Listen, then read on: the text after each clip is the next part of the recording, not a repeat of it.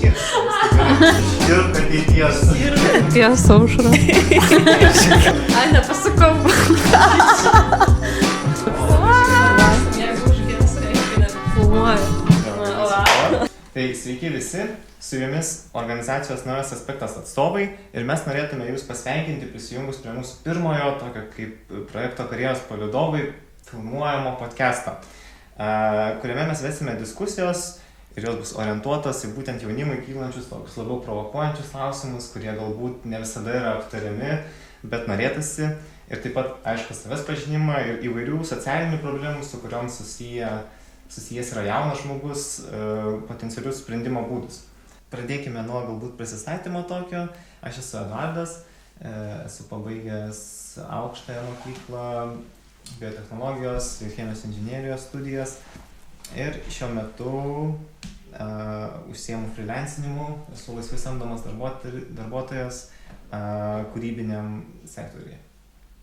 Aš esu Aušra, aš kažkaip pradėjau galvoti, kaip prisistatyti, tai aš apie 12 gal metų praleidau iš tikrųjų meno įvairiose institucijose, pabaigiau Čiurlionio menų mokyklą, paskui įstojau Dailės akademiją, pasibaigiau menų bakalauro grafikos katedroje, paskui pasibaigiau Vilniaus universitete pedagogo kvalifikacijos studijas.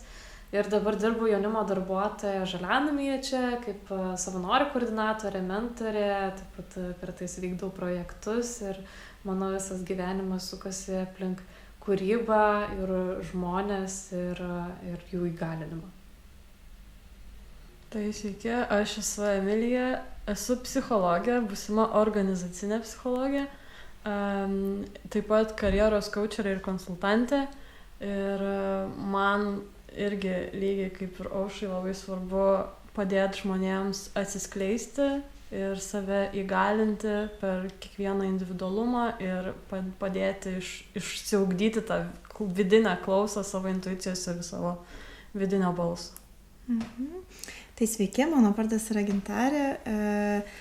Tai iš tikrųjų taip labai norisi save ir jaunimo darbuotoją pavadinti, ir karjeros konsultantę, ir socialinis darbas irgi mano yra tokia svarbi man sritis veikla ir mano identiteto vidinė dalis. Ir jo, šią akimirką kažkaip labai esu susikoncentravus į galimybės jauniems žmonėms, tai tuo pačiu dirbu ir jaunimo reikalų agentūrai, kas yra tokia valstybinė įstaiga orientuota į jaunus žmonės.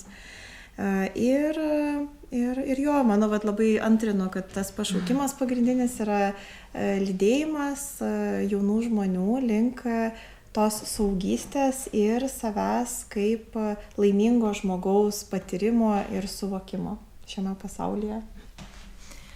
Sveiki, esu Justė ir norėčiau save įvardinti kaip ieškotoja. Aš esu ieškotoja. Tai esu baigusi biochemijos bakalauro studijas ir šiuo metu dirbu tokiam kaip ir gamybiniam sektoriuje, bet iš kokybės kontrolės pusės ir iš naujų produktų kūrimo pusės. Bet vis dar esu ieškotoja. Tai bandau savanoriauti, bandau bendrauti, bandau suprasti, kas man patinka ir kas nepatinka ir nenoriu apsistoti ties viena kažkokia sritim ar vieta, bet noriu pažvelgti plačiau. Tai būtent šiame epizode mes aptarsime temą, su kuria susiduria kiekvienas bent kartą, o kartais ir kelis sykius gyvenimo bėgyje, kągi veikti po mokyklos. Tai man asmeniškai labai įdomu, kad šį klausimą galima priskirti kaip vienam iš tokių labiau archetipinių klausimų gyvenimo, kuris pasireiškia įvairiom formom ir stovi prie didžiosios tokios serijos, ką veikti apskritai gyvenime. Ir su šio didžiojo klausimo išraiška susidūriau jau po universiteto, ne po mokyklos, ir galbūt todėl turėjau galimybę įskaidyti į tokias 3 dalis, kurias norėčiau aptarti kartu su kolegėmis šio podcast'o metu. Tai 3 dalys. Tai ką turėčiau veikti po mokyklos, ką galėčiau veikti po mokyklos ir ką, galbūt svarbiausia, norėčiau veikti po mokyklos. Norėčiau su ta linkme tai ir pradėti padiskutuoti, pradedant nuo tokio gal prezentacinio, labiau privataus, jeigu norite atskleisti klausimo, kurį norėčiau užduoti žmogui man iš kairės. Tai, Aušra, kaip tu manai, kiek skiriai laiko savo atsakyti į šį didįjį klausimą ir kiek žmogus turėtų skirti laiko? Ar užtenka mėnesio, ar galbūt užtenka, baigiau egzaminus, tą pačią dieną atsisėdau, susikūriau planą ir pasirašiau. Ir galiausiai, kur tave tai nuvedė, šiaip tavo sprendimai priimti? Man atrodo, kad čia toks klausimas, kuris turbūt gyvas yra visą laiką ir atrodo, kad netgi pabaigus mokyklą ir jau susikūrus netgi karjerą, kuri tau patinka, pavyzdžiui, aš visą laiką irgi permastau, o kas būtų buvę, jeigu aš būčiau pasirinkus kitą kelią. Ir ką aš dabar rinkčiausi, jeigu ateities, aš jau išlaikiusi egzaminus, jau perėjus kažkokias patirtis, ką aš pasirinkčiau ir kurią kryptį. Ir pasirodo, kad galbūt visai kita kryptis būtų atsiradusi mano gyvenime. Tai man atrodo, kad čia yra tas klausimas, kurį reiktų labai aktyviai spręsti, ieškoti galbūt per patirtis ir kuo daugiau patiriant kažkokių, tiek einant į žmonės, į organizacijas, tiek per savanorystę. Man asmeniškai savanorystė buvo tas kertinis taškas, kuris man padėjo daugiausiai suprasti apie save ir kas man yra svarbu.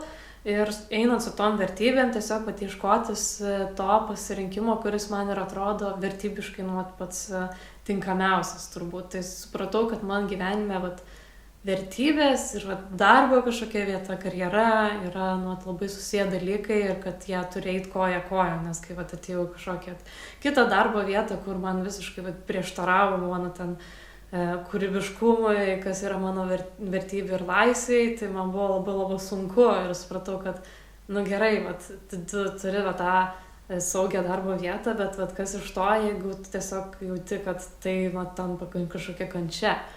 Tai kažkaip man atrodo tas klausimas visą laiką jis išlieka aktyvus ir po mokyklos, ir po aukštosios mokyklos, ir einant toliau per gyvenimą ir nebūna to, man atrodo, taško, kur tu jau atsisėdi ir toks, susikūriau savo karjerą ir dabar viskas yra gerai.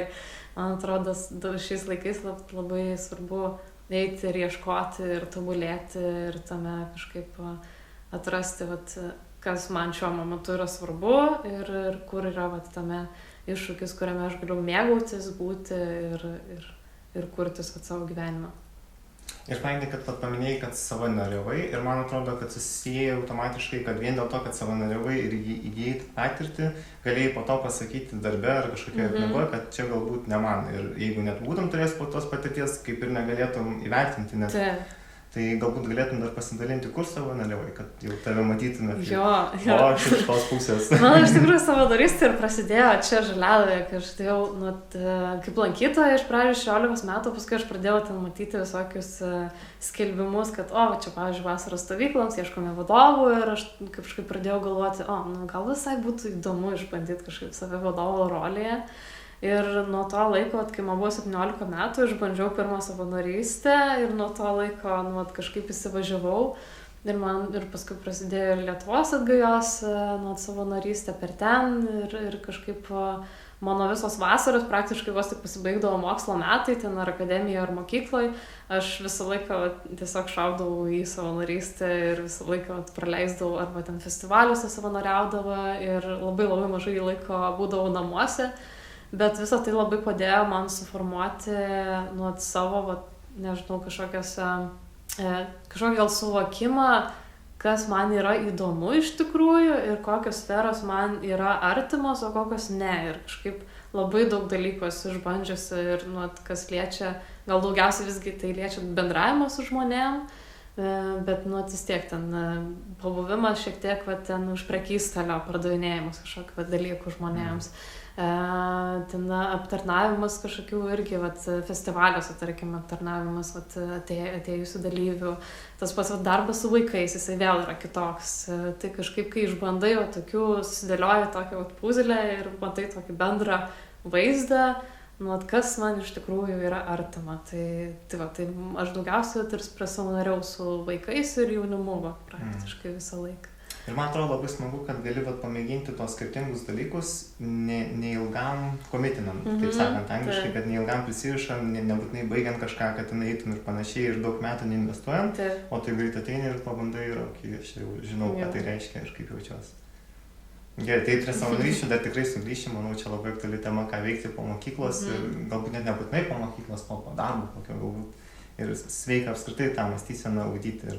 Tai judame toliau su tuo pirminiu klausimu, kad kaip tu atsidūrei, kur dabar esi, ir kaip manai, kiek reikėtų skirti laiko apmąstyti šitą klausimą. O čia, kiek laiko, tai čia kasdien reflektuoti viską, kas vyksta. Tai yra įgūdis, man atrodo, kurį tu turi, kurį būtų gerai, kad mokykloje išugdytų, bet kadangi apie tai, kaip ir dabar gal jau atsiranda, bet anksčiau nebuvo, mano laikais nebuvo, tai ir aš dabar irgi prisiminiau savo mokyklos laikais, tai galvoju, buvo visai dėkinga situacija, kad aš savęs aktyvi labai. Ir irgi buvo labai daug prisiminiau savo savanorystės pirmasis ir irgi atgajoj buvo. ir įvairiuose renginiuose, ten sporto, koncertai, įvairovė, nežinau, ar dar yra tas savanorių centras, kur tave tiesiog pakviečia, gauni pasiūlymus ir tu pasirenki, ką nori. Tai jeigu jis dar iki šiol yra, tai labai, labai kviečiu visus juo naudotis aktyviai, nes aš ir tada į kitas stovyklas važiavau ten Plungėj, man atrodo, ar kur, galvoju, vietus, aš dar 12 klasė, o jau čia trenkiuosi kitą Lietuvos galą, viena su lagaminu, traukiu. Bet gerai, tai duoda to tokio ir savarankiškumo ir to tokio, savęs įgalinimo, kad tu iš tikrųjų turi tos įgūdžius, kurių tau reikia, kad būtum savarankiškas ir dar galėtum būti atsakingas už jaunesnius, už save. Tai toks... Tai atsakomybės to pačiu. Taip, labai daug viską. Tai kažkaip ir dar tuo pačiu, kadangi buvau aktyvi ir ieškojau ir galimybės sėmiau, tai labai linkiu to visiems, labai daug įkrenta į dienynus visiems pasiūlymą, aš ir į renginius visokius važiuodavau, aš tik manęs nebuvo, aš buvau, nežinau, dabar kaip pagalvoju, iš kur pas mane ir tiek energijos buvo, ir iš kur pas mane tiek susikaupimo, ir to tokio, bet aš tiesiog viską norėjau patirti, viską norėjau suprasti. Tai buvau ir buvo jaunimo klube Šatryje, buvo lyderių klubas, ten lankiau šokius, aš dar dainavau mokykloje. Tada buvo moksleivių parlamentas tiek Lietuvos, tiek Europos, tai mane atrinko jau ir tas tarptautinės sesijas, kur ir į užsienius važiavau. Žodžiu, labai daug ko užsiėmiau. Galiausiai aš supratau, kad man netinka švietimo sistema, kokia jinai yra. Aš ją pakeisiu. Aš užsispyriau, kad aš turiu ją dabar pakeisti. Aišku, paskui supratau, kad čia buvo labai donkichotiškas veiksmas, kad buvo tų vėjų malūnų pakankamai daug, bet vis vien tai atvėrė daug kelių, daug pažinčių, švietimo, žodžiu, vieną dieną aš sėdžiu kažkur, planuoju, dėlioju, kitą dieną aš jau pas Zuoką, pas merą. Jis man padeda sužinėti, kad ten, žodžiu, kosmosas, kas vyko ir kaip ten atrodo durys tik atsidaro, tik daryk. Ir dabar irgi turiu klienčių moksleivių, 11-okė, man atrodo, jinai tai irgi atrodo, mes net apie tai nekalbėjom, bet jinai savyje tą lyderį taip greit įžvelgia, kad jinai jau irgi subūrė komandą ir lyderiaus jie ir turi šalimais ir subūrė draugės, su kuriomis vykdys ekonomikos kažkokią verslo idėją ir dėlios. Ir aš galvoju, tai reikia kažkaip pastiprinti ir diegti tai. Ir man įdomus labai pastebėjimas, kad kiekvienas mūsų, manau, prieinam gyvenimo etapą, kur esam kažkokie tie tokie rebels, kur bandom pasipriešinti kažkam ir mums čia kažkas netenkina ir panašiai. Ir daug jaunimo labai dėl to būna tokie mokytojų nemėgstami ir panašiai, ir kad čia toks yra noks. Bet bandai keisti sistemą. Ir galbūt vien dėl to, kad žmogus turi tą ugnelę tokią, energiją kažkokią ir jisai bando kažką ją transformuoti, kažkur įdėti su ją. Galbūt vien dėl to galėtų sėsti pas Zuoką ir to pačiu ten tu šiaip saugiai būtamas, o ką man čia reikia. Visiškai. Ir tai iš tikrųjų tada atsiranda to ir pasipriešinimo aplinkoje, bet tada aš tai žiūrėjau kaip kokį išbandymą, ar kiek tvirta yra mano pozicija. Aš žinau, kad aš niekam nekenkiu, aš žinau, kad aš darau gerus darbus. Aš žinau, kad visi mes pamokose sėdėm ir mes kenčiam nekenčiam. Nu, mes tiesiog žiūrim į tą sąsiuvinį, atsakom, mūsų klaidos yra mums nubauduojamos realiai, duodami tie minus porą balų nuo to kažkurio pažymio, ar ten minusai, ar pliusai, nežinau, nesvarbu, kaip mokytojai vertina, bet mus tiesiog deda į tam tikrą dėžutę ir net neatsižvelgia į mūsų tas stiprybės, į mūsų savybės, į mūsų charakterį, į mūsų iš vis polinkius ir norus. Yra gal mokytojų keli kurie, bet yra ir mokytojų, kurie taip tave užštampuoja, kad tu paskui ilgai ir lieki tame. Ir sunku pat išeiti iš to rėmo, kai jis jau toks įtvirtintas ir nuo mažų dienų. Ir dar kaip pas ir psichologą sunku papulti, nors kaip ir norėtum apie tai išsikalbėti, nes dabar va, kaip praktiką mokykloje atlikau irgi tą pastebėjau, tai, tai iš tikrųjų, jo, tai, kiek trunka save pažinti, tai jau turbūt prasideda tenai, bet kai tai vyksta ir kai tu esi įvykių, su kurį tu nelabai ir supranti, tu supranti, kad tu turi potencialą, tu gebi daug, galbūt, gal kai kurie dar net neatskleidžia to, nes bijo yra kitų visokių vidinių sunkumų, dėl ko neina tų patirčių pasimti arba taip, leidžia būti, paformuoti aplinkos labiau, tik vėliau įvyksta tas toks kažkoks išsilaisvinimas, tai aš manau, kad visą gyvenimą, ir labai pritariu Aušrai, kai sakė, kad visą gyvenimą mes einam ir mes vis iš naujo save galim kurti, galim save į kur norim kreipti, kaip norim dėlioti, svarbiausia tai daryti labai sąmoningai, labai taip su tokia atjauta savo, meilę savo su tokiu lengvumu, kad, tiesiog aš suprantu, kad dabar yra taip ir man dabar reikia to labiausiai ir aš einu link to. Tai man dar po mokyklos, kadangi mokykloje aš mačiau, kad turiu daug visko ir aš nežinau iš to, kad aš galiu ir mediciną. Medicina buvo mano pirminis gal polėkis, bet aš labai greit supratau, kad tai yra aplinkos poveikis. Mano klasėje buvo visos medikės merginos. Ir aš supratau, kad, ir pas mus didžiulė konkurencija. Ir aš tada supratau, kai nulpau parodoj apie žmogaus kūną, ten tą kraujotaką ar ką ten, ir aš ten pradėjau įsivaizduoti, kaip čia pas mus tada kūne atrodo, žodžiu, man ten viskas susisuko, labai laki fantazija matyti, ir aš jaučiu, kad man jau kraujas iš galvos, ar nežinau, kur čia bėga, kai elpsti, bet tiesiog jau jaučiu, kad ir aš nulpau ir supratau, kad ne, aš savęs nekankinsiu tiek metų. Reikia ir parodas lankyti, kad sužinotum daugiau apie save. Taip, kultūrintis, šviestis. Tai supratau gerai, čia dedu kryžių, bet kadangi aš jau gamtos mokslus pasirinkus labiau, biologiją ir chemiją, tai kas tada? Ir aš tada, kodėl aš tada istorijos nepaėmiau, gal man kokia vadyba ar kažkas būtų tikę, tuo metu mąsčiau, ir galvoju, gerai, gyvensiu gyvenimą ir kaip nors viskas įstelios. Ir man dar po mokyklos truko 4 ar 5 metus išsigrynint, ko noriu, bet aš labai griežtą poziciją turėjau, kad aš nestosiu iš karto, kol aš neįsitikinsiu, ko aš noriu. Tai ir vis labai gerai susiję su tais 3 aspektais, kaip aš pateikiau šitą klausimą, manau, kad yra visų pirma, kad vidinės tas toksai, ko aš noriu, kaip taip pasiekti vidiniai sunkumai, kaip minėjai kalbėdama, taip pat yra ir išoriniai sunkumai, visuomenės leidžiami, arba mokyklos, arba kažkas kitas, kad tau savo, kad tau reikėtų galbūt daryti. Ir tada yra tie keliai, kuriais pats gali nueiti ir pamatyti, kad kūnas guli ir ne man. Jo, tai ačiū už pasidalinimą. Ir kas su mumis kalbėjo, kas dabar prisistatinėjo? Emilija. Tai ir norėčiau toliau įdėti prie Gintarės. Tai Gintarė, tau irgi lygiai tas pats klausimas, kiek skyrei laiko savo ir atsakyti šitą klausimą ir kur galiausiai tavo priimti sprendimai tave nuvedė.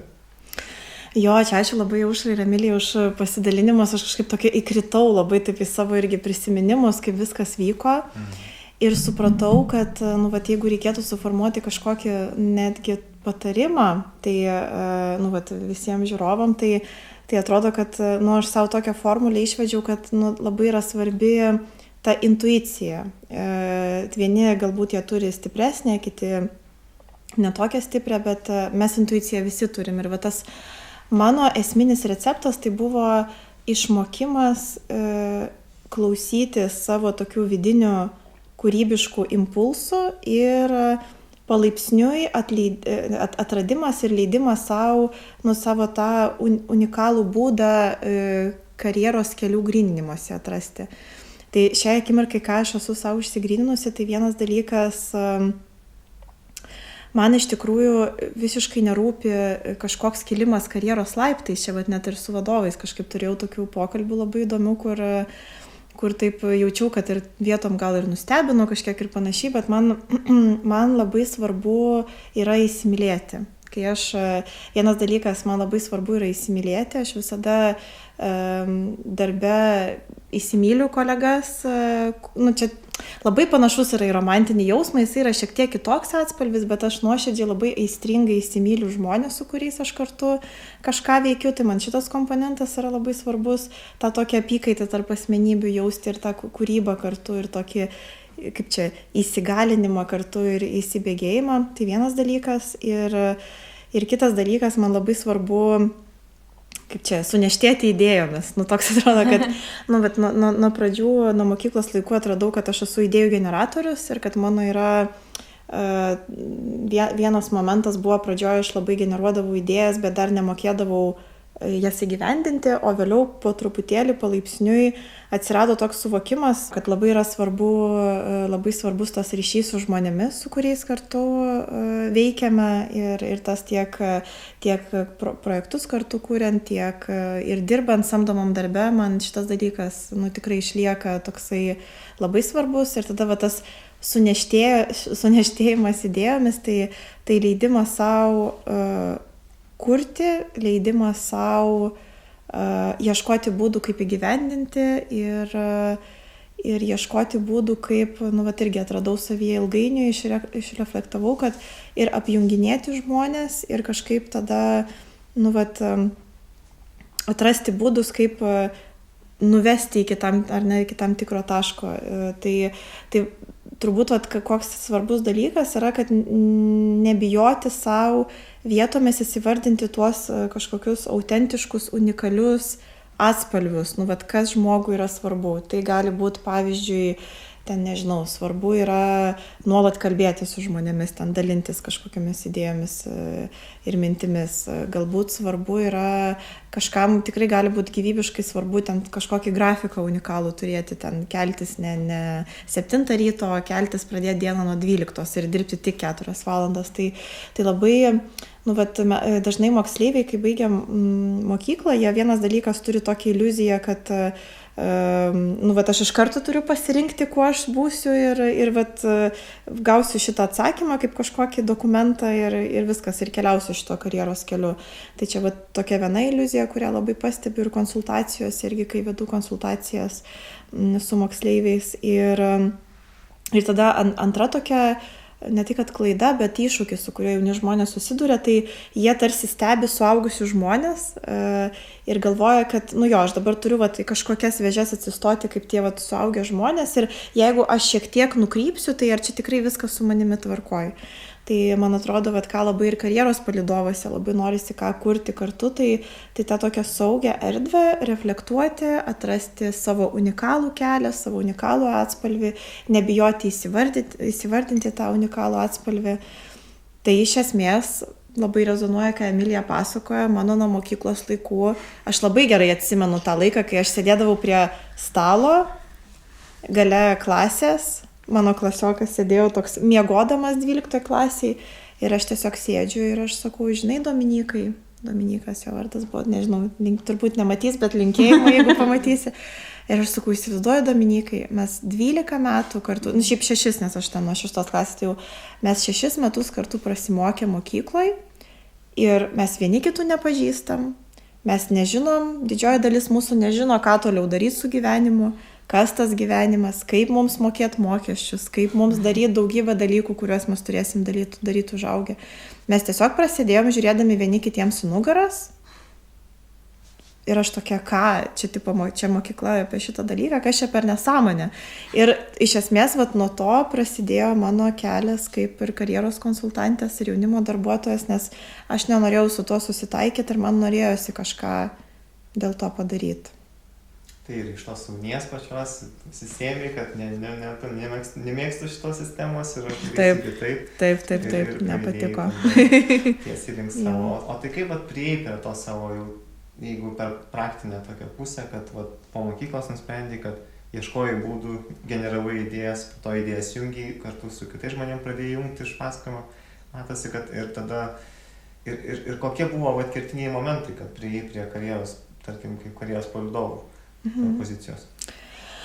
O, čia labai transformavosi, čia karjeros palydovai, jie yra kaip čia mes su Aušra juokiamas kažkada, kaip nauja ta 3., 4. kažkelinta jau versija, tai iš esmės vos tik baigusi mokyklą, aš įstojau į universitetą ir nuo pačių pirmų kursų prasidėjo mano kažkokios iniciatyvos veiklos tiek mokyklose, tiek šiaip kažkoks susiradimas vieni su kitais, su bendraminčiais ir tai buvo toksai, jeigu reikia, aš kartais čia kažkada su Emilija irgi kalbėjom ir aš sakau, aš taip žiūriu į save ir aš labai daug klausimų turiu savo, tai Gintariai, kurie buvo 20 metų, aš gal dabar jau dalykus su dabartiniu savo protų patirtim, aš jau dabar gal visai kitaip daryčiau, bet tuo metu vienas dalykas man labai skaudėjo tą temą, man jinai labai stipriai rūpėjo. Ir aš kažkodėl, nežinau kodėl, bet aš kažkodėl turėjau tokį įsitikinimą, kad aš turiu eiti baimės. Čia buvo mano žaidimas, kurį aš pati savo susikūriau, nes tuo metu ten irgi tam tikrai buvo iššūkiai ir gyvenime, ir šeimoje, ir visa kita. Ir aš ieškojau kažkokio savo ir motyvacijos, ir išsigelbėjimo, ir buvimo. Ir aš tiesiog susikūriau savo žaidimą, kad aš visiškai klausysiuos dabar savęs, savo intuicijos. Ir aš tiesą pasakius tiesiog nėriau į ugnį. Dabar aš jau to nebedaryčiau. Galbūt taip, bet tuo pačiu ir norisi kažkaip ir labai paskatinti ir palaikyti tame, kad nebijoti nerti tą ugnį kartais, nebijoti bandyti, nes net jeigu nepasiseka pirmus kartus, bet vis tiek aš iš tų nepasisekusių patirčių ir kažkokių pamokų skaudžių, aš vis tiek išsinešiau labai vertingas pamokas. Ir dar kas yra labai svarbu, tai nebijoti klysti, priimti tuos nepasisekusius pirmosius blynus su džiaugsmu, su pasimokymu ir tokiu labai tiksliu žinojimu, kad nieko tokio. Aš dabar, tarkim, nukritau, man nepasisekė, savo ten kelius šiek tiek nusibrozdinau, viskas gerai, aš dabar palauksiu, išlauksiu ir rytoj aš pradėsiu vėl iš naujo arba pratęsiu tą kelią, kurie jau. Tai man labai sunku dabar atsakyti tą klausimą, kas buvo, trupučiu tokios turėjau ne tik kad beprotybės, bet tokio tikrai ėjimą, aš atsimenu tą diskomfortą, kurį aš jaučiau, bet aš buvau sąmoningai pasirinkusi, kad aš eisiu per tas baimės ir aš žinau, kad eidama per tas baimės, kartais patirdama tam tikrą skausmą, bet vėliau ateityje aš ateisiu iki kažkokio rezultato ir aš visiškai nieko nesigailiu, aš beprotišką kiekį nuostabių žmonių esu sutikus ir jeigu aš to nedaryčiau, tai dabar mes nebūtume čia su jumis, nes kai tu eini tuo savo širdies keliu, tu ne visada racionaliai supranti, ir žmonės iš išorės nesuprasdavo manęs labai dažnai, bet žingsnis po žingsnio vienas įvykis mane atvesdavo prie kito įvykio. Tas antras įvykis vėliau mane per aplinkui atvesdavo pas ten 10 žmogų ir galiausiai tas intuityvus ėjimas, jisai mane atvedė dabar į šitą akimirką, kurioje mes esam dabar. Tai aš irgi norėčiau labai paantrinti tą idėją, kad reikia nebijoti žengti į ugnį arba į chaosą, gal platesnis tas terminas yra, nes ir nebijoti ir klysti ir skausmą, nes būtent išėjęs iš tai, kas tu esi, iš to rato tai, kad tu pažįsti, tai, kad tu žinai, į tą nežinomybę išėjęs, tai ten gali rasti tai, ko tu nežinai ir kitaip tariant rasti apskritai žinias kažkokias, sužinoti apie pasaulį, sužinoti, kaip kas vyksta ir panašiai. Ir man rodos yra vieno filosofo, liktais Jordano Peterson, visai fainas tas pasakymas, kad jeigu pamoka, kurią mokėsi, nebuvo tau skausminga, nebuvo, kad čia susižeidė ir nebuvo, kad buvo tokių patampimų neigiamų galbūt, tai nebuvo vertinga pamoka visgi, nes jeigu tau nebuvo kažkokio tokio sukilimo iš abiejų pusių, reiškia, tau viskas taip praėjo ir tu nieko labai nei išlindai iš savo urvo, nei labai kažką tokio papušinai save, pastumėjai kažkur, tiesiog pabuvai, praklausėjai, klausimų neturiu, ačiū, viso gero. Bet jeigu tau skauda, reiškia, tau rūpi. Tai čia toks vienas iš aspektų, kur, manau, tinka tam. Eikit į skausmą. Į skausmą. Labai gerai. Tai Konsultantai. ačiū tau, Gintarė. Ačiū labai. Pristatymą. Ir norėčiau tą patį klausimą toliau siūsti paskutiniam mūsų pašnekovui ir kolegijai Justei. Labai visu šituo pokalbio metu norėjusi man taip antrinti kiekvienai iš jūsų ir tavo Eduardai, nes labai daug bendrų tų tokių jausmų iškilo. Tik tai galbūt kokį skirtumą jaučiu, kad atrodė, kad jūs savo kelyje labai daug ką darėte mokyklos metu ir po mokyklos labai daug tokios intencijos buvo bandyti, daryti. O aš kažkaip taip po mokyklos ėmiau ir taip galvojau, nu tai čia taip turi būti ir aš einu į universitetą ir daug labai nebandžiau klausyti savo širdies ir tos intuicijos, apie kurią Gintarė kalbėjo. Ir jaučiu, kad nesinori vadinti to kažkokia klaida, stengiuosi dabar galvoti, kad klaidų mes nedarom tokių, kurios nebūtų atnešusios kažką gero, bet lygiai taip pat kaip ir Aušra sakei, tai jeigu nebūčiau padarius to, tai o tada ką galėjau pasirinkti kito, galbūt tai kažką kito gero atnešę. Tai nuvėjau universitetą ir tik po universiteto supratau, kad o kas dabar, kad supratau, kad esu visai pasimetusi ir nežinau, ar noriu daryti tai, ką dariau iki šiol, būtent toje profesinėje srityje, apie kurią mokinausi, apie kurią tuo metu domėjausi ir supratau, kad dabar kaip ir to jau nebenoriu. Ir iš tikrųjų labai tada daug baimių tokių užplūdo ir nepasitikėjimo ir tik po universiteto supratau, kad gerai, tai va dabar jau tikrai reikia širdies paklausyti, reikia įsiklausyti ir apie ką aš esu. Ir dabar va, jaučiu, kad tą ir darau, va, būdama čia. Ir dar ką labai noriu pasakyti, kad keliavimas man buvo apie tai, kur irgi padėjo išgirsti šiek tiek to širdies. Ir ta baimė irgi taip pat. Tik aš gal labiau norėčiau sakyti, kad nebūtinai reikia žiūrėti taip, kad eini į baimę, bet galbūt renkiesi drąsą. Kad viską eiti su tokio narsaus veikėjo pozicija, kad aš bandau tą, aš galbūt suklysiu, galbūt bus sunku, bet viskas gerai. Ir manau, vat, pavyzdžiui, keliaujant ir labai save padedi į tas pozicijas, kur tu turi susidoroti su tam tikrais sunkumais, labai įvairiais, ir socialiniais, ir kultūriniais, ir asmeniniais, ir kolektyviniais, ir tuo pačiu patiri labai daug tokio jaudulio ir džiaugsmo, ir kai jau esi toje tėkmėje, viskas taip, kaip ir turi būti, jau tos baimės kaip ir nebelieka, yra toks labiau jaudulys, o kas dabar, ir per tą irgi labai save pažinau ir manau, kad yra labai geras įrankis save pažinti, būtent siekiant tų pokyčių tokių ir manau, tame kažkokiame keliavime labai tų pokyčių daug gali pasitaikyti. Tai vat, universiteto metu, būtent per Erasmus per programą, man tada iškilo tie tokie, kad dabar jau gal reikia įsigilinti, kur, kas ir kaip, gal reiktų plačiau pasižiūrėti visą situaciją ir kad aš gal noriu kažko daugiau, o gal noriu dabar keisti ir nėra per vėlu.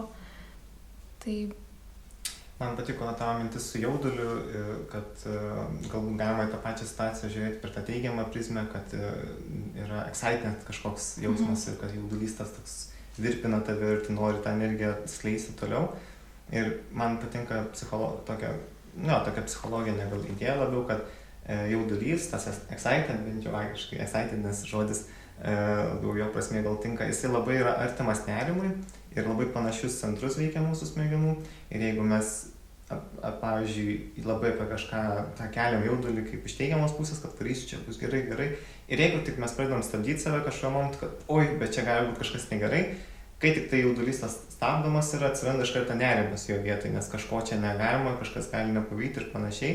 Bet tą nerimą vėl lygiai taip pat galima konvertuoti atgal į tą jaudulį, nes iš tikrųjų tie jausmai eina per tas pačius tokius virpulius, vidury tavo ir panašiai, ir įdomu. Tai visai kitokia perspektyva. Bet aš galvoju, mes čia visi dabar tik kalbam apie tą, ką veikti po mokyklos iš tokio chaoso pusės ir kad, o kaip tu jūs te manai, kad kaip neišgąsdinti taip žmonių, kad sakai, kad po mokyklos reikia visgi keliauti, reikia eiti baimę, reikia eiti ugnį, reikia pasidurti su tuo akis į akį, įsigąsti ir kaip žmogui nepasimesti, nes kas norėtų savo norų taip imti, eiti ir dalinai tai žudyti save, vos ne iš kai kurios galbūt perspektyvos. Galbūt žmonėms užtenka, kaip girdėjau tokį pasakymą, kad man YouTube'as užtenka keliauti.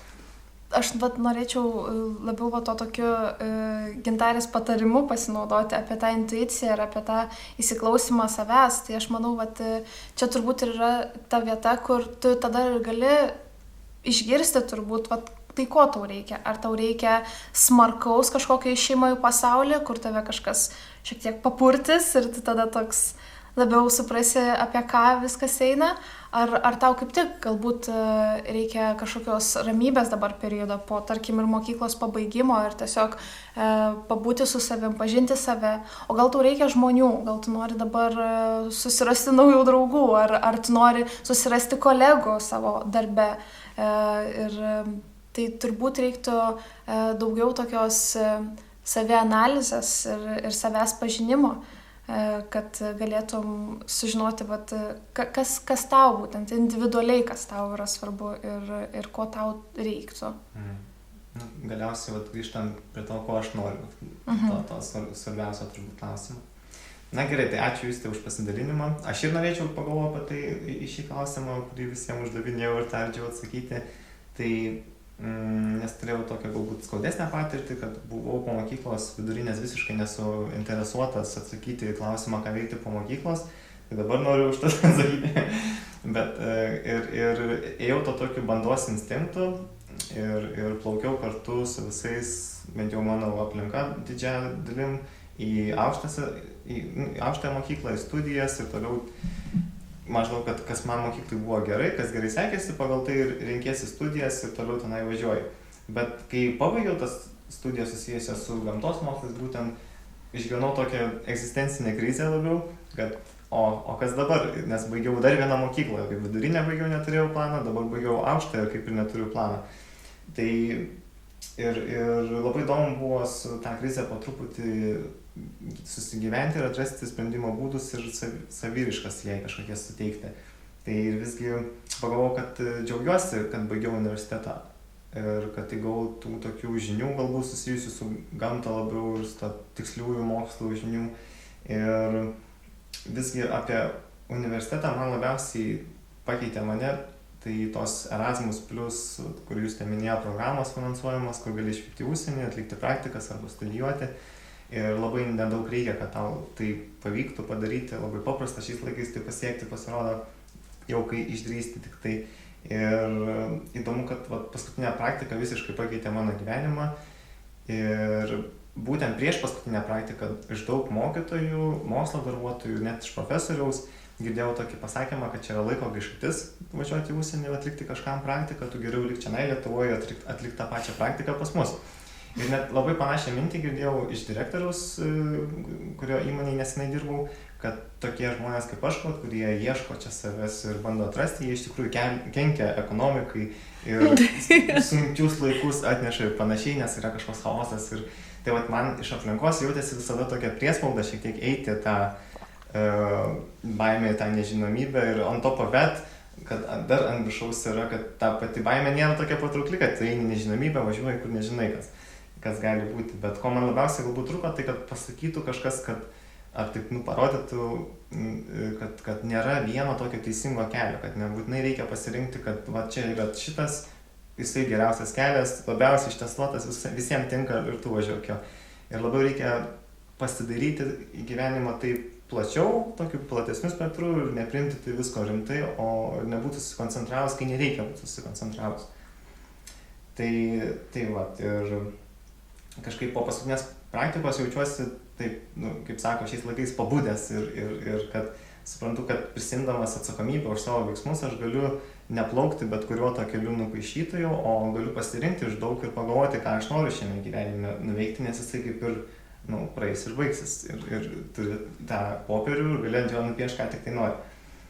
Ir pat šitą viziją, šitas suvokimas, jo priėjimas gal greičiau man leido gal pamatyti tokią idėją gražią, kad gyvenam visgi tokiam aukso amžiui, galima sakyti, visi turim belenkiek galimybių daryti, ką tik tai norim. Ir tą baimę gali kartais gąsdinti, bet tuo pačiu metu galim savo daug daugiau leisti, negu prieš tai žmonės savo leido prieš porą šimtų metų, pavyzdžiui. Ir manau, vidutinis jaunuolis iš bent jau Europos ir Amerikos srities, jis gali savo leisti daugiau greičiausiai negu kažkoks princas, pavyzdžiui, prieš porą šimtų metų, kuris turėjo daug, pavyzdžiui, turto, bet tiesiog nebuvo galimybių, o dabar kelių yra ganėtinai daug. Ir vienas iš tų būdų, galbūt, kaip pasiekti tuos kelius, prieiti prie jų, atsistoti ant to bedugnės krašto ir aš šoksiu ten. Tai yra po mokyklos pereiti į tokį gap year vadinamą, arba laisvosius metus, kur daug kas tikrai išbando šią naujovę ir bent jau kiek aš girdėjau labai patenkinti. Ir dėl to norėčiau peršokti į šitą temą susijusią su gap year ir paklausti jūsų, kokie manote yra to gap year arba laisvųjų metų po mokyklos vidurinės privalumai. Ir ką daugiausiai žmogus gali atrasti per tą gap year. Ir tiek savyje atrasti, tiek aplinkoje, galbūt atrasti kažkokį naują kelią. Ir ką daugiausiai manote, vidutiniam žmogui nemaksimalizuojant, ne vienetiniai atvejai, bet vidutinis žmogus gerai pasiruošęs gap yearui gali rasti. Tai gal šitą, nuo kitos pusės bandom šitą klausimą ir grįžtam atgal į Justę, kad galbūt kokių minčių bus spontaniškų. Pirma mintis man kilus tai, kad būčiau norėjus pasirinkti būtent šitą galimybę, nestoti iš karto su tuo tokiu bendros gaujos jausmu, kaip jau ir minėjai, o tiesiog šiek tiek atsitraukti ir tada bandyti kažką kito, bandyti savanoriauti daugiau, vėlgi keliauti ir taip toliau, pažinti save.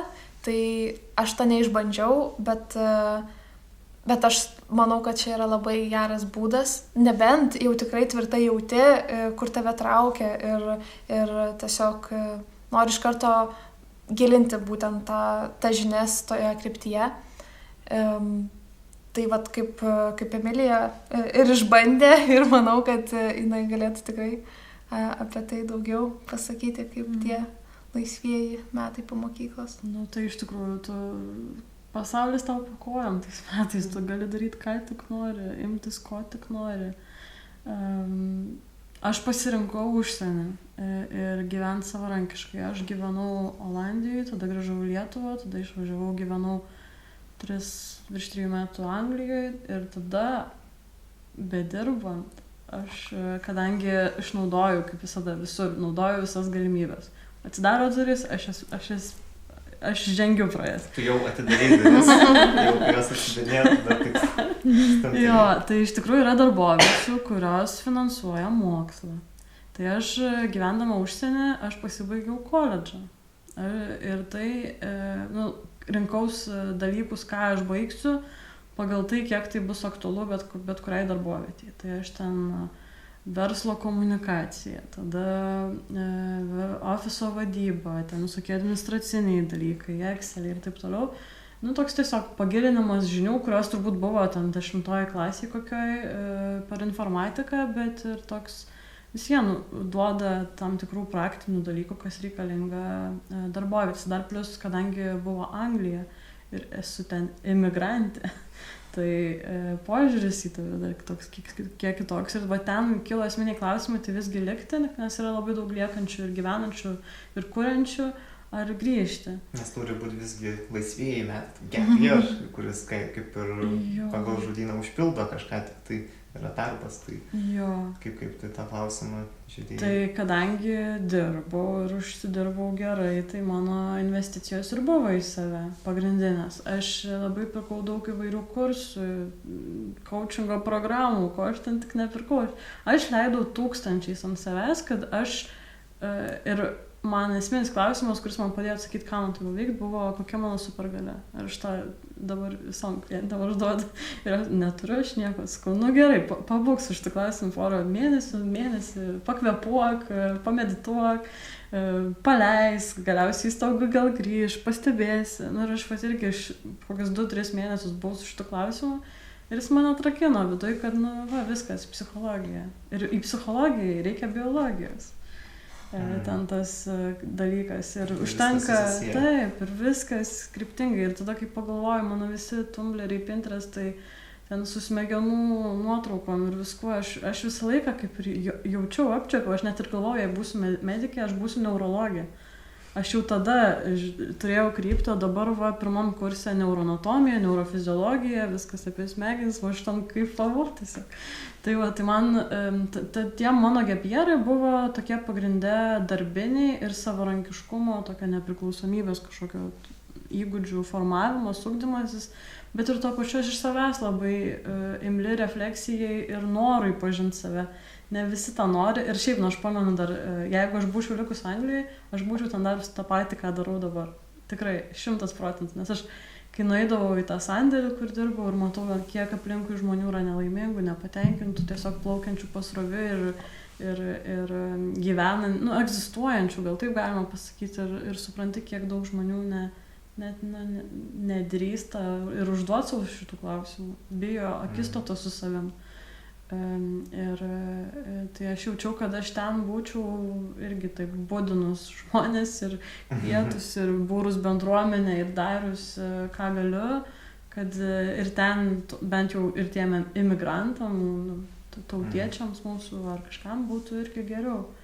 Susidarė įspūdis, kad iš Gapyear pasiėmė tą tokį pamatymą dalykų, kokie jie yra, kad galbūt ne visada gražu yra ir savo supergalę tada atradai iš tų laisvųjų metų. Nu, aš supratau tiesiog, kad visi ateina pas mane pasikalbėti, išsikalbėti ir aš labai gerai klausau ir aš dažniausiai dar paklausiu kažko, žmogus pats savo atsako ir aš rami savo ir išeinu arba paskovoju, labai gerai mintis idėja.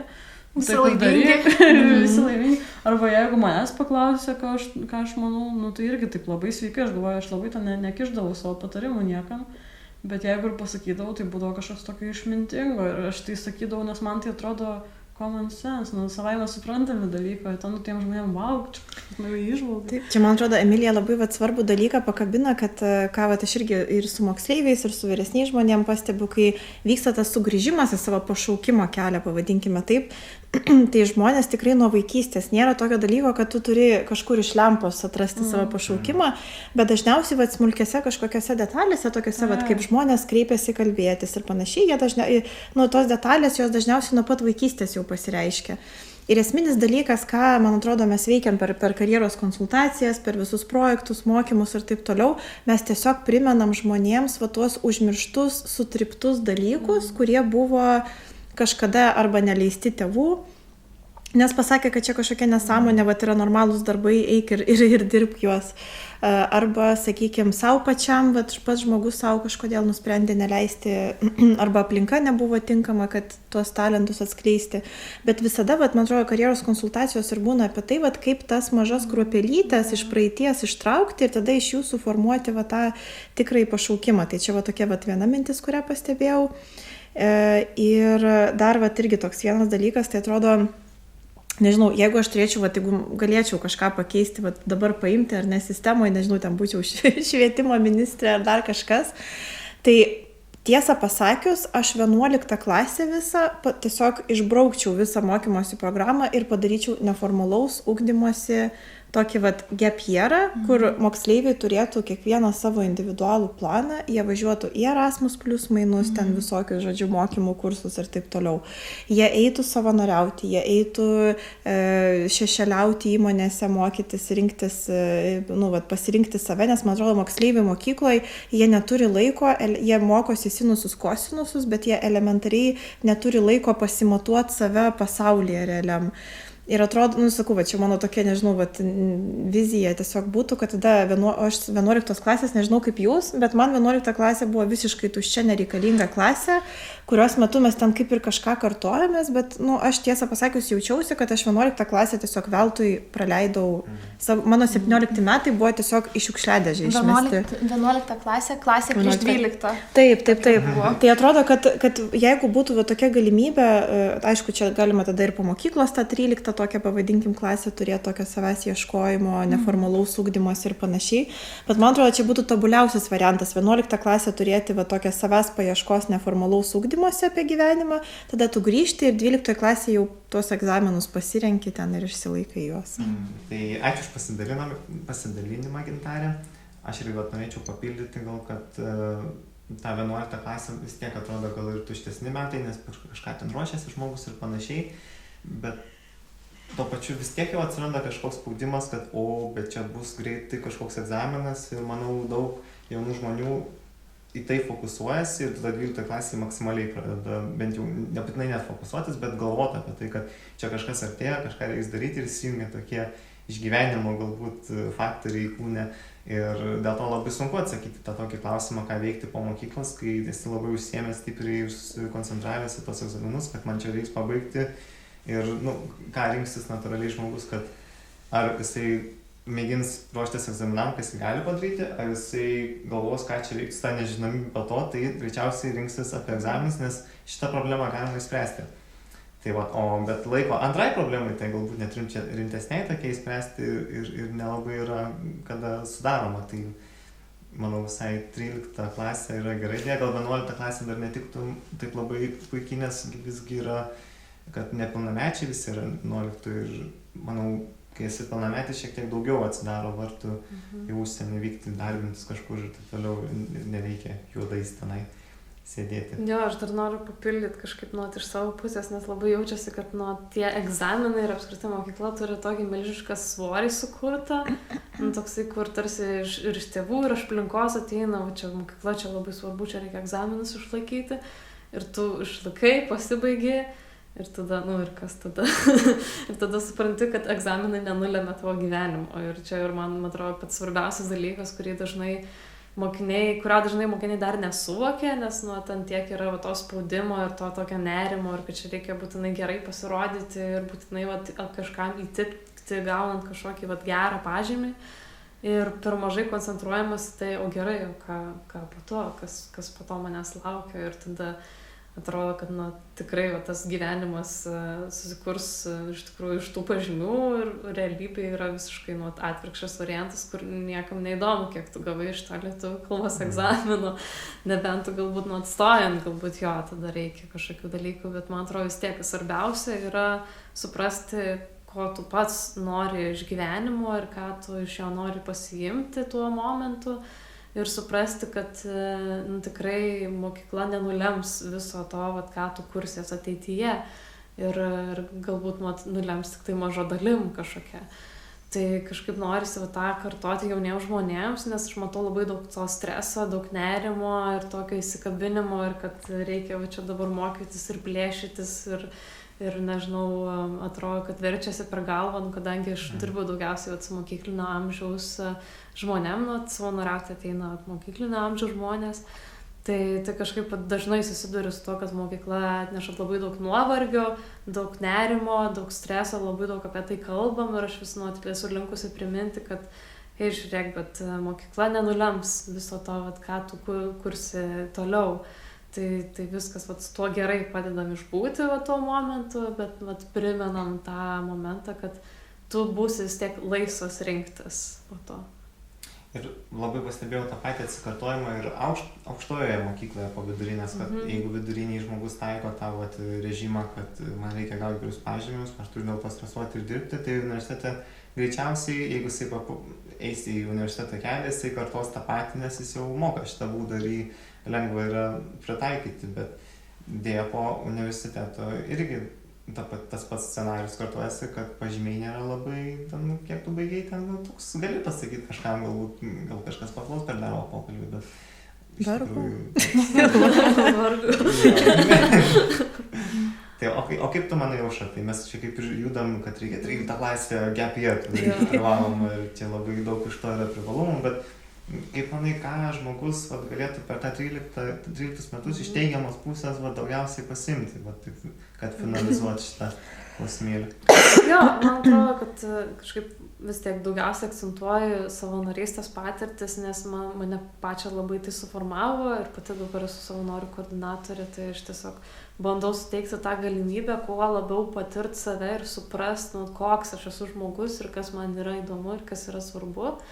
Tai kažkaip per savanorystę, man atrodo, kartais atrandi tokių savybių, kurių tu gyvenime galvoji, kad niekada neturėsi ir neturi tikrai. Čia tas pats, kaip man atrodydavo, kad aš tikrai neturiu lyderystės sugebėjimų. Čia, kai buvau, 16 metų, man tai atrodė misija neįmanoma.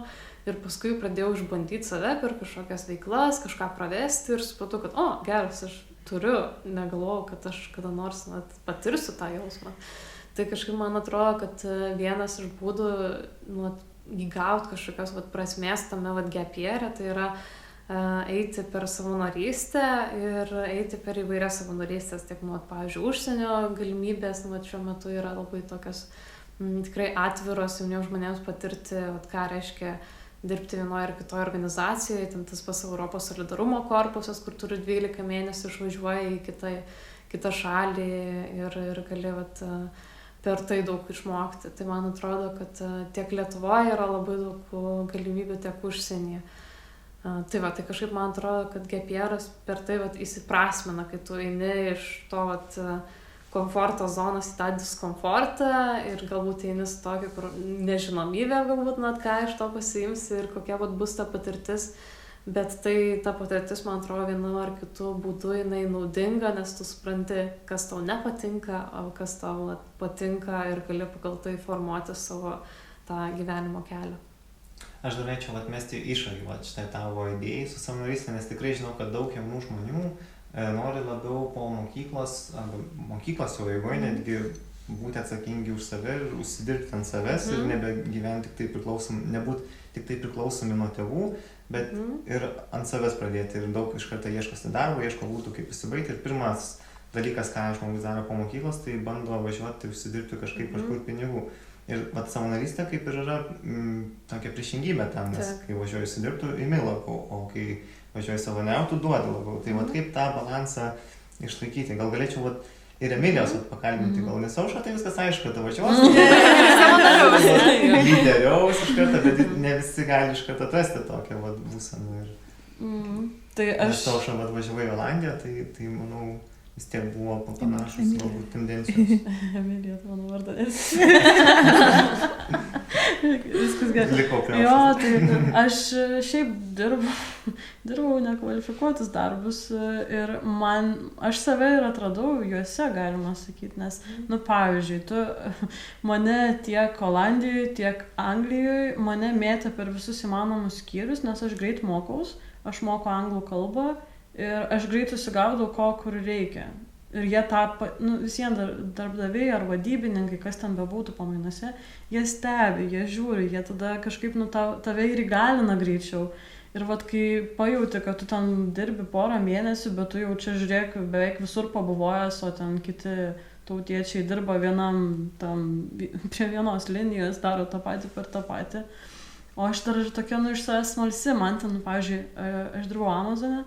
Ir man tiesiog, man taip smalsu visos sistemos ir visos schemos ir kaip ten visas verslo modelis veikia, kaip ten, iš kur ta sistema, kaip mes čia gaunam, iš kur čia tiek daug tų sistemų, kaip jos viena su kita susijusios, kodėl ten, aš visą sandėlio, kaip čia, struktūrą ir planą, strategiją, kaip kas vyksta, nes ten, sandėlio dydis gal kaip futbolo aikštė ir 4 aukštai. Tai ten, teritorijos darbuotojų yra labai labai daug. Ir supras tą savo sraigtelio paskirtį tame visame dideliame versle.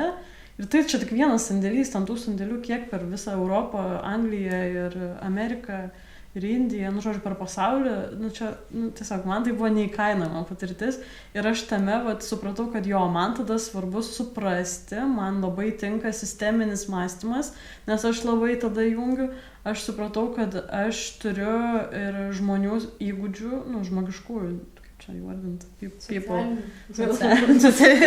people skills angliškai vadina, bet tiesiog, kad ir bendravimo, socialiniai jo iš esmės. Tai ir per tą bendravimą, ryšio kūrimą irgi su, va, kaip ir Gintarė minėjo, labai svarbu, su kuo dirbi ir kaip tu ten jautiesi su tai žmonėm. Tai aš buvau šiaip paskutinis žmogus, kuris gavo kontraktą Amazone, paskui visi, kas per agentūrą ateidavo, nebedirbdavo, bet aš net ir nežinau kaip, man tiesiog būdavo dar, aš savo kiekvieną dieną iškeliu iššūkį, kad aš turiu padaryti geriau negu dariau prieš tai. Tai reiškia, kad aš pastoju savį metu į flow būseną, kai aš savo keliu iššūkį ir aš net nematau laiko. Tai va, čia yra įgūdis būti toj būsenoje ir ją suprasti ir išlavinti ir turėti visą laiką. Ir man šiaip, aš dar strategiškai labai galvoju, nes aš norėjau atsikratyti fizinio darbo ir kuo greičiau. Aš norėjau pereiti į, ne vadybą, bet į kažkokią poziciją, kur aš galiu ramiai stovėti prie kompo visą dieną, spręsti problemas, kažką gal administruoti, kažką. Ir aš žinau, kad yra tokia problemų sprendėjo pozicija tam skyriui. Ir ką, ir aš tiesiog pasakiau, kad aš noriu ir jūs atkreipkite dėmesį, kai bus galimybė, aš save jau realiai pardaviau, turbūt pasakiau, kad aš greit gaudus, greit mokaus, man labai įdomu, aš labai noriu įvairovės darbę, kad man būtų įdomu, žinau, kad ir tą darbą gerai darysiu, greičiausiai, kad viskas bus gerai, tai vat, čia tada žinutę iškart duodu irgi tai drąsiai save atskleisti, parodyti ir kurti ryšius ir bendrauti, nes jie greičiausiai ir bus toliau pamatas visam kitam, nes dabar irgi aš labai daugiausia palaikymo einant šitų dabartinių kelių aš gaunu iš savo tų patirčių su užsienio žmonėm ir net ne lietuviais, o užsieniečiais, su kuriais aš sukūriau ryšį ir jie tiesiog džiaugiasi ir gėrisi tuo, kas vyksta, tai ir parašo ir reaguoja, tai va tai yra labai, labai svarbu. O Emilija, dabar turim dvi tokias pozicijas, turim tavo, tarkim, išvažiavai dirbti ir labai daug gavai įgūdžių, tokių realių, praktinių tokių pritaikomų, bet Aušra važiavo savanoriauti, tarkim, ir savo, kad geriau visgi ar sakyti Aušra, kad visgi geriau savanoriauti, ar mėgin važiuoti kaip į didelę korporaciją ir pajausti ten tą visą ritmą vakarų pasaulį labiau, kurie laimėtų pusę, kaip manot, iš jūsų perspektyvos? Aš tik galvoju, kad čia labai priklauso nuo paties žmogaus ir jo intencijos, nuo su kokia intencija jisai eina, ar savanoriauti, ar dirbti. Nes, pavyzdžiui, yra tokios programos, kaip ten savanorystė, to pačio 025 programa, kur 025 taško gali gauti prie jaunimo savanorišką tarnybą. Jo, jaunimo savanorišką tarnybą. Ir, pavyzdžiui, žmonės, kai kurie eina savanoriauti, vien tik dėl to balo. O kad ta savanorystės patirtis kažkaip praturtins, kažkaip įgausiu kažkokių įgūdžių, jiems jau yra ten antroji ir trečioji, tarkim, vietoje. Ir kur kartais tas ir būna, kad jaučiasi žmogus, kuris ateina smalsiai, visko nori, viską čia nori susigaudyti. Ir tada ateina žmogus, kuris, čia jau noriu 5 balų gauti, ką čia man reikia padaryti. Tai va, tai kažkaip man atrodo, kad su darbu tas pats, kad gali ateiti dirbti, norėdamas pažinti, suprasti, kaip veikia, kaip aš veikiu visame tame, kaip man sekasi gaudytis įvairiose situacijose, o kiti ateis, aš noriu tiesiog užsidirbti pinigų ir viskas. Ir čia man atrodo, kad gali 2 žmonės tam pačiam darbe dirbti ir 2 skirtingus dalykus pasiims jie iš tos patirties. Ir man atrodo labai nuo žmogaus priklauso, tiesiog svarbu tą intenciją, su kuo aš einu. Ir turbūt svarbu galbūt pasirinkti tam žmogui arba mokėti priimti bent jau tą sprendimą, pagvildenti jį, ar aš noriu savanoriauti ir vieną pusę gilinti, savęs galbūt labiau apie save ir irgi apie pasaulį tuo pačiu metu, bet kai eini savo norų, esi kitoks negu atėjau už pinigus automatiškai. Arba visgi svarbu yra tokį pamatą pradėti kažkokį statyti po kojom ir galbūt po to galėsiu važiuoti gilinti. Tai ačiū Jums už pasidalinimus ir mano pozicija. Tai pasisakyti. Tai gerai, tai aš šiaip labai sutinku, kad turi būti intencija tiek savanorystėje, tiek darbe. Ir dar pabrėšiu, kad yra ir įmonės, kurios atveria tas duris ar finansuoja mokslą ar kažką, nes yra labai daug viduj ir įmonių iniciatyvų, yra labai daug su savanorystėm susijusių iniciatyvų. Galima to buvo apjungti. Čia labai, gyvenimas yra kūryba ir labai kūrybiškai galima į tai žiūrėti. Tik jeigu mus mokyklai mokintų, kaip pasidėlioti, pasistrateguoti savo pačiam, pasiplanuoti, ko aš noriu, kur aš save galiu išbandyti, kur man praktiškiausia save išbandyti. Dabar yra ir konsultantų kažkiek mokyklai, bet tiesiog jeigu mes tą įgūdį jau turėtume ir mes su juo eitume paskui per gyvenimą, mums taip gerokai viskas greičiau atsirakintų, nusispręstų ir būtų lengva priimti tos sprendimus. Tai aš manau, kad tiek ta, tiek kita tokia darbo pusė, tiek savanorystės pusė, jos yra abi reikalingos, sveikintinos, viena kitą papildančios ir reikalingos. Jo, kaip ir pripavedom, kad nėra vieno to kelio. Ne. O gali dar dirbant ir savanoriauti. Tas toks apjungimas.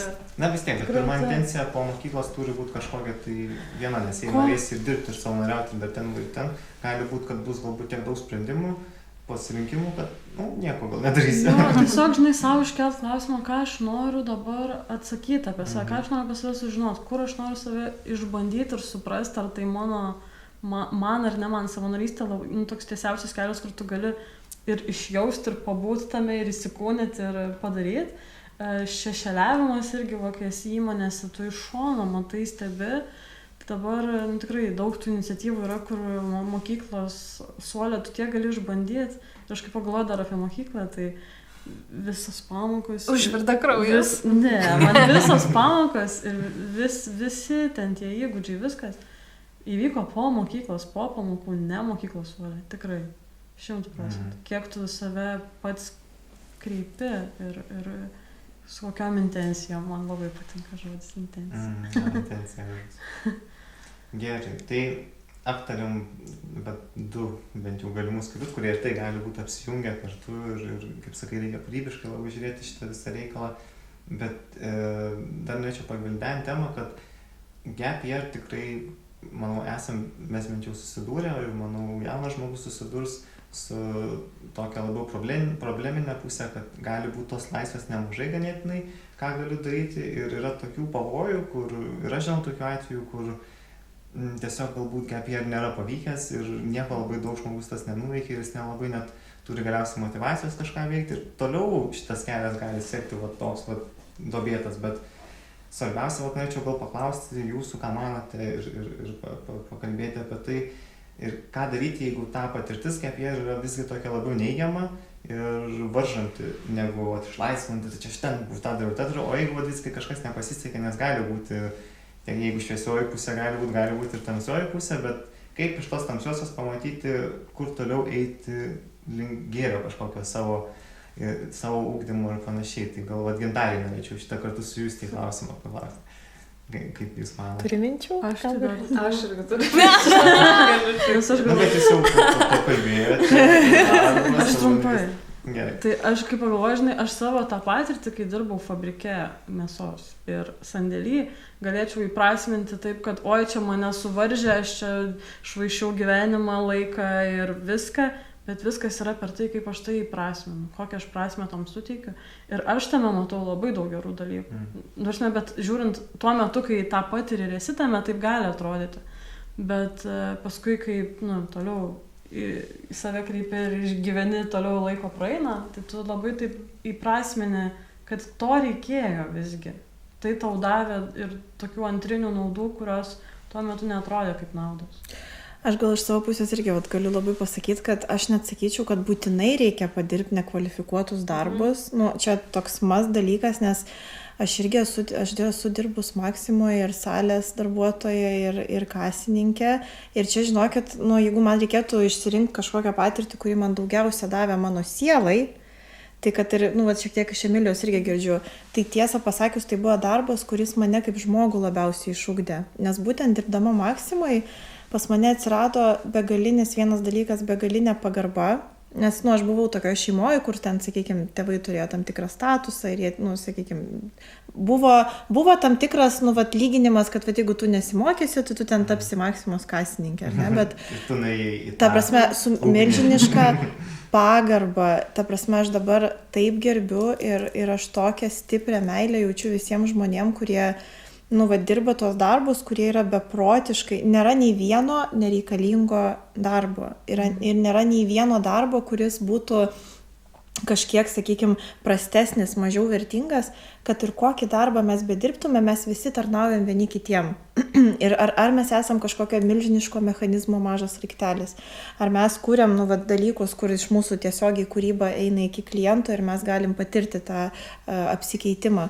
Bet labai noriu tą akcentuoti, kad visi darbai yra labai svarbus ir būtinai verta pradėti ir išbandyti tuos pirmuosius sunkiuosius tokius darbus, kur tu susilieti su sunkiom užduotim, kur grafikas yra labai varginantis, kur tu gali pamatyti tiek žmonių, kaip žmonės kovoja, kaip jie iš tikrųjų, nes maksimai, kai aš dirbau, aš tokius nuostabius žmonės sutikau ir tai žmonės, kurie visomis savo išgalėmis ir šeima rūpinasi. Ir tie nuostabus paprasti pokalbiai, atsimenu, per pietus būdavo, kur tikrai tokių ir pasijuokdavom ir visus kolegas dabar atsimenu savo, su kuriais mes dirbom. Tai tikrai yra labai daug tokių stereotipų, kur atrodo žmonės, šiuolaikinis jaunas žmogus, atrodo, kad tikrai kartais taip labai atmestinai tam tikrus dalykus pasižiūri ir galbūt nepagarbiai, bet labai nori tą pabrėžti, kad būtinai reikia nueiti arba kažkur į kavinę padirbti, arba į parduotuvę kokią nors nueiti, galbūt žmogus ten save atras. Šitas irgi dar labai dalykas svarbus. Galbūt žmogus atras, kad jisai tokiu būdu nori dirbti, realizuoti save ir yra laimingas tame darbe. Tai nori taip labai pabrėžti, kad tikrai nėra jokių tamsių patirčių. Svarbiausia visada turėti tą refleksiją. Manau, kad tikrai ir karjeros palydovus tam kuriam, kad tokią kurti erdvę bendruomenę jauniems žmonėms, kurie ir su karjeros konsultantais galėtų padirbėti, ir su, sakykime, ir bendraminčius atrasti, su kuriais kartu reflektuotų, ir mokytus ir panašiai. Tai labai pritariu tam, kad tikrai ir finansinio raštingumo trūksta, ir planavimo įgūdžių ugdymo trūksta. Tai tikrai ta 13 klasė skamba kaip projektas, gap yearas irgi skamba kaip, taip projektai ir gimsta, man atrodo. Tai tikrai labai norėtųsi ir yra labai svarbu jauniems žmonėms kurti galimybės, turėti tą laisvą laiką, tai noris taip ir tėveliams galbūt, kurie ar būsimiems ar esamiems paminėti taip, kad būtinai palaikykit savo vaikus, moksleivius ir tikrai nespauskit stoti iš karto, nes iš to visiškai nėra jokios naudos. Jaunas žmogus, jeigu jisai bus kaip čia protingas, tai jisai, jeigu pirmus metus ateis į universitetą, pamatys, kad tai kažkokia nesąmonė jam įstojo, tai duok Dieve, kad jis iškart išeitų, o nedavestų save iki ten 4 kurso, kur jau ten belenkaip ten jau pabaigs tos mokslus, nežinos, ką su tuo diplomu daryti. Labai dažnai taip ir būna, kad jaunas žmogus tiesiog atneša diplomą mamai, vos ne kaip viskas. Padariau, mama, imk, šitas diplomas yra tau, o man jo visiškai nereikia, tai ne mano sritis, ir tada jie vėl ateina į karjeros konsultacijas ir iš esmės stoja iš naujo jau į kažkokią savo sritį. Aš dar trumpai labai norėjau pridurti tą mintį, turiu, jeigu yra sunki kažkokia patirtis gap yearo, nes būna kai kurie prasideda gap yearas ir jie, aš dabar turiu tokį ir tokį planą, dabar važiuosiu į užsienį, paskui veiksiu tą, ir atrodo, kad kai kuriems yra gana lengva patiems susiplanuoti, bet labai dažnai būna tas variantas, kur kaip tik yra labai sunku, nes yra daug tokio, man čia dabar reikia pačiam viską susidėlioti ir ką man daryti dabar. Tai aš kažkaip noriu paskatinti, ieškoti žmonių mentorystės. Man atrodo, kad mentorystė labai padeda, nes yra, pavyzdžiui, ir iDialog platformos, kur galima susirasti mentorių, tiek jaunimo darbuotojai, pavyzdžiui, čia Žalianame vyksta mentorystė, ir kur galima atrasti to palaikymo ir tą žmogų, kuris tau padės susidėlioti planą, kaip gali atrodyti tavo metai ir padėti išsigryninti, išsireflektuoti. Tai ko iš tikrųjų tau norisi, ką tau norisi suprasti, kokius įgūdžius norisi įgauti. Tai norisi paskatinti, nepabijoti, pasiieškoti ar kažkokios programos, ar mentorystės žmogaus, kuris galėtų šiek tiek padėti tame procese ir atrasti tą struktūrą, kaip dabar tuos metus būti man. Aš manau, kad iš tikrųjų mokykloje, per tuos visus mokyklos metus mes juk visą laiką esam kažkaip vedami suaugusiųjų, tų figūrų, mokytojų ir panašiai. Ir tada išeiti taip tiesiog į kažkokią, atrodo, vos netuštumą, kur tau niekas be tavo galbūt šeimos suaugusiųjų kaip ir neveda tavęs kažkur link, tau nepatarinėja, tai, ir iš tikrųjų gali būti toks jausmas, tai kažkas čia dabar baisu. Ir tai iš tos pozicijos, o kaip ir Gintarė turėjo patirti Maksimoje, tai aš studentavimo metais irgi dirbau kaip konsultantė, bet irgi ir kasininkė. Ir aš jaučiau, kad man tuo metu labai buvo reikalinga šita patirtis. Ir irgi iš šalies nejutau tokio pastiprinimo, kad jo, eik, dirb, buvo toks labiau, o kam tau čia reikia dar to. Bet aš kažkaip būtent tada ir supratau, kad man patinka konsultuoti žmonės, man patinka patarti jiem ir man patinka bendravimas. O kažkodėl studentavimo metu buvau savo susikūrus tokią iliuziją, kad kažkaip man nepatinka žmonės, aš noriu užsidaryti, nenoriu bendrauti, aš labiau individualybė noriu kažkokia būti ir čia aš užsidarysiu, duris uždarysiu ir dirbsiu viena. Ir aš tikėjau šitą iliuziją. O paskui kažkaip pajutau, kad man patinka ir bendrauti, ir man reikia ir tos natūralios šilumos, ir to apsikeitimo informacija. Ir jeigu yra tas toks sunkumas per tuos laisvuosius metus po mokyklos, aš sakyčiau, kad reikia save padėti tokią poziciją, kur kuo daugiau būtum tarp žmonių ir kuo įvairesnių. Nes nenori, tu turėsi su jais kontaktuoti, tai išaugs kažkokį iššūkį ir kažkokius vidinius jausmus, ir tada iš to irgi išeis kažkokios išvados tau, kas patinka, kas nepatinka, su kuo norėtum būti, bendrauti, su kuo nenorėtum, kas galbūt tau galėtų padėti, irgi parodyti kažkokį kelią link hobio ar kažko. Tai tas bendravimas ir tie kontaktai su įvairiais atsitiktiniais žmonėm yra labai gelbėjantis dalykas. Tai ačiū Justė už pasidalinimą. Manau, su tais lūkesčiais labai yra toks įdomus aspektas, įdomus momentas, kad jeigu tu sieki tik tai aukštųjų pozicijų išmėginti, galbūt ne visos tos aukštosios tau tikrai tiks, nes jos atneša daug ir kartais ir skausmo gali atnešti, ir streso, tavo gyvenimas tampa tavo darbu ir viskas tik apie tai tada turi būti. Ir galbūt jaunas žmogus dar nori pakeliauti ir pamatyti pasaulį, pažiūrėti įvairias pozicijas, kurias labai gerai tinka, ką Gintarė kalbėjo apie tas ir paprastesnius darbuotojus, kurie vis tiek yra žmonės ir toliau suka aplink savo gyvenimo ratą tam tikrą, vertybės tam tikrą spinduliuoja. Ir tiesiog tavo gyvenimo pavaizdas, man atrodo, yra daug turtingesnis, kai pamatai įvairias pusės, kaip žmogus gali save matyti, savo realybę interpretuoti, save realizuoti. Ir aš tą gadą norėčiau pereiti prie paskutinio tokio klausimo susijusio su gap year. Tai kaip susiplanuoti jį tinkamai, kaip susikurti tą tinkamą planą, tą geriausią planą, kuris yra pasiekiamas, prieinamas ir įvykdomas. Ir kaip jaunam žmogui, kuris turi nuojautą arba žino, ką jis norėtų veikti, išsirinkti iš beribių tokių galimybių tą kelią vieną ir jo eiti, kuris būtų ir tinkamas ir aplinkai, ir jam pačiam, ir galimas. Ir gal turite norą pasisakyti kažkas pirmas šį kartą. Aš manau, gal pirmas dalykas, kuris turėtų būti toks gal kertinis padedantis nuspręsti, tai turbūt ko tau dabar reikia. Ar tau reikia tos tokios galbūt finansinės nepriklausomybės nuo tėvų, tai tada automatiškai gal klausimas būtų gerai, tai turbūt man reiktų gal dabar pasiieškoti kažkokio darbo. O galbūt jautiesi saugiai finansiškai, viskas gerai, bet galbūt jauti, kad kažkokių hobių trūksta. Tai galbūt aš tada noriu bandyti kažkur eiti, kur tos hobius galėčiau atrasti. Vėl gaunasi, kad toksai užklausa ir toks vidinis atsakymas, ko man dabar reikia. Ir čia toks galbūt to plano įžanga, kaip galėtum pradėti dėliotis.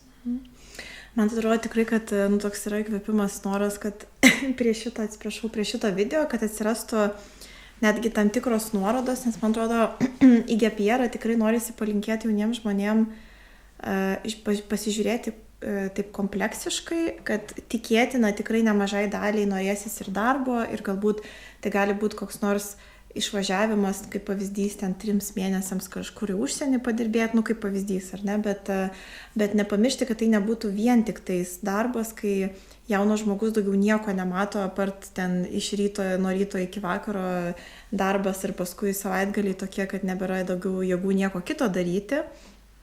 Nors, aišku, šita patirtis irgi, kaip ką mes diskutavom, ir jinai irgi gali būti naudinga, bet galbūt ne visi save tame darbe atras, kai kuriem tai bus motyvacija užsidirbti. Bet tada tikrai labai norisi skatinti atkreipti dėmesį ir visas jaunimo politikos galimybės, nes mes tikrai turim labai daug finansavimo. Ir kaip yra Erasmus programa universitetuose, kai tu su mokymu savo programa keliauji kažkur į užsienį studijuoti ir pasibandyti ir praktikuotis, tai lygiai taip pat mes turim Erasmus Plus programą, kur yra galimybė keliauti į mainus, galimybė keliauti savanoriauti metams laiko kažkur į kitą valstybę.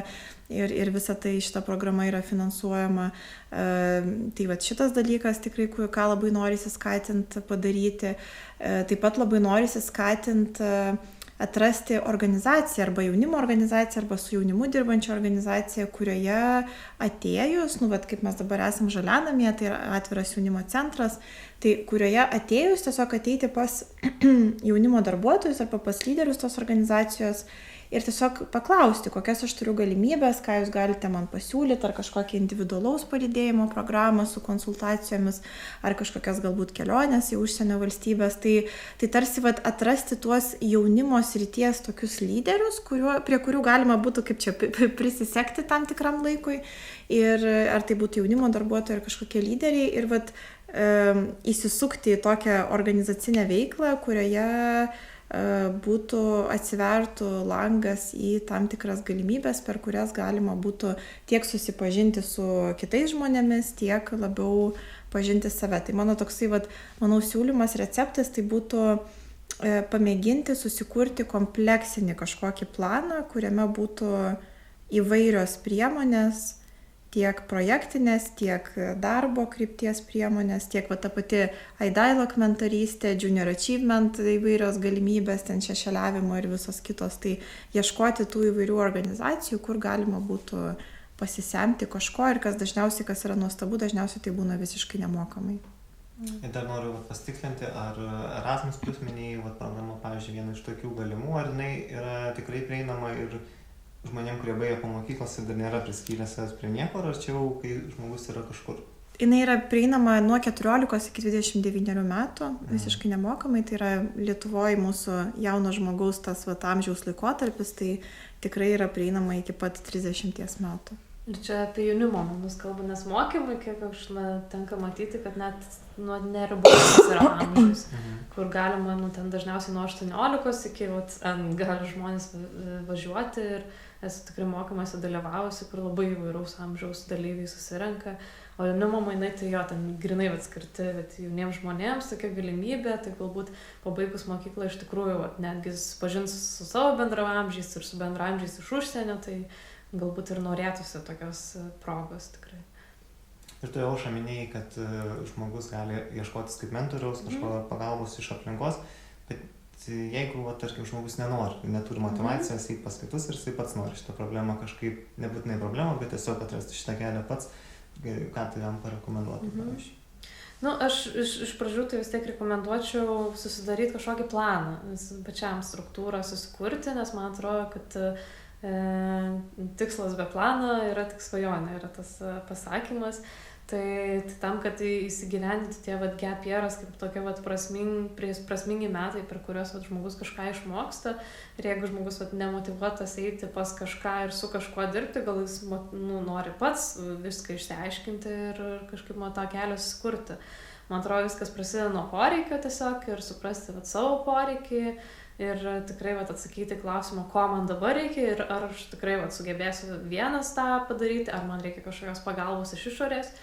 ir kartais nepabijoti tos pagalbos ir pasiieškoti ir pasiklausti. Kažkaip man atrodo, kad galbūt dažnai žmonės užstringa tame, kad bijo ateiti ir pasiklausti kažko. Bet skatinu nebijoti ir tikrai ir jaunimo centrai, jau nekartą minėti, pavyzdžiui, ir tos pačios mentorystės platformos. Tikrai galim susirasti žmogų, kuris padės išspręsti ir susiplanuoti savo tuos gap yearus. Ir visgi net tiem, kurie ir nenori eiti pas kitus, vis tiek paliekam rekomendaciją, kad verta eiti ir iš tikrųjų daug ką ten galima atsimti.